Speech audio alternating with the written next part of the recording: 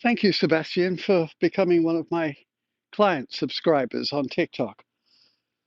I sent you already a response video to get you started with fixing an abject thing, and I'll do everything I can to help, and that's a shank. Now, a shank, just to clarify for everyone else, is where the club comes around farther from your feet than you had planned, and as a consequence hits the ball in the junction between the shaft and the head. That shape just there, particularly with an iron, will just, for a left-handed golfer, swoop the ball off low and to the left and nowhere near where you were planning on going. And it's very emotional. Once you've done it a couple of times, then you're so fearful of it that it starts to overtake your game. So the first video I sent you was an exercise that I've even found valuable for professional golfers who, believe it or not, can occasionally run into a shank. And this is the process that I sent. It was to have you tee the ball up even higher than you might with a driver. And of course, there's no place with an iron where you'd ever do that. But for the purposes of the solution to shanking, we tee the ball up high, and then you hover the club so that the base of the club is no lower than the base of the ball. And if you were to draw two lines vertically on the face to divide it into three, I want you to offer the ball to the second line. In other words, we're trying to hit on the outer two-thirds of the club, obviously much less destructive than the alternative.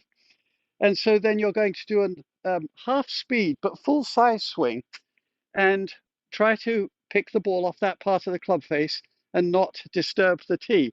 Go at half speed, and very importantly, think of hitting a ball high and to the right for a left-handed golfer.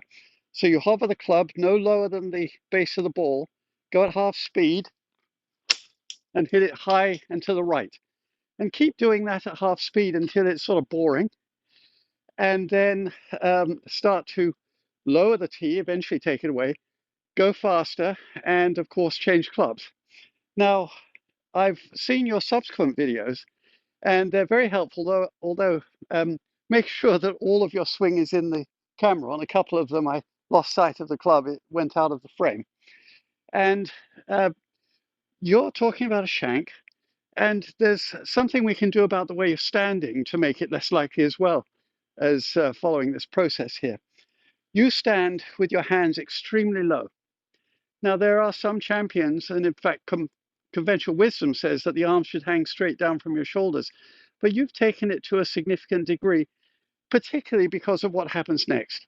So you've got the angle between your arms and the club quite intense. It's not 90 degrees, but it's approaching it. It's probably 110 or 20.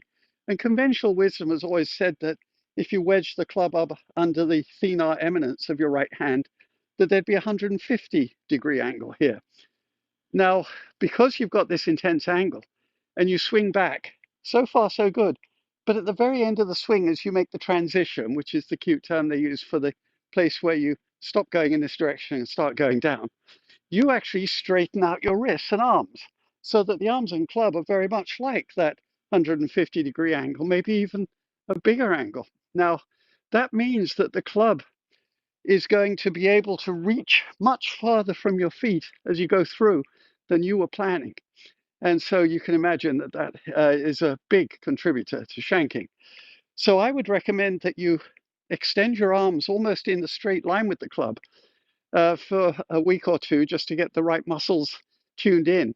And of course, you're in good company because Bryson DeChambeau, wonderful golfer, he stands with the arms and club almost in a straight line. There was one other champion who did that from Canada called Mo Norman.